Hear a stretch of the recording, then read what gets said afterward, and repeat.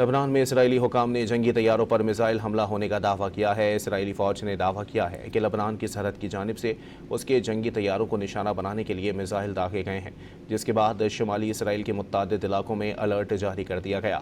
اسرائیلی دفاعی حکام کے مطابق فضائیہ کے طیارے معمول کے مشن پر تھے جب لبنان کی حدود سے ان پر میزائل فائر کیے گئے۔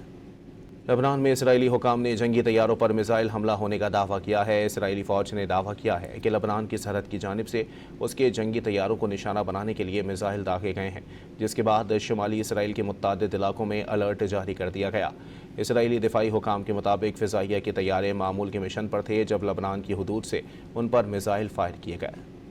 لبنان میں اسرائیلی حکام نے جنگی طیاروں پر میزائل حملہ ہونے کا دعویٰ کیا ہے۔ اسرائیلی فوج نے دعویٰ کیا ہے کہ لبنان کی سرحد کی جانب سے اس کے جنگی طیاروں کو نشانہ بنانے کے لیے میزائل داغے گئے ہیں، جس کے بعد شمالی اسرائیل کے متعدد علاقوں میں الرٹ جاری کر دیا گیا۔ اسرائیلی دفاعی حکام کے مطابق فضائیہ کے طیارے معمول کے مشن پر تھے جب لبنان کی حدود سے ان پر میزائل فائر کیے گئے۔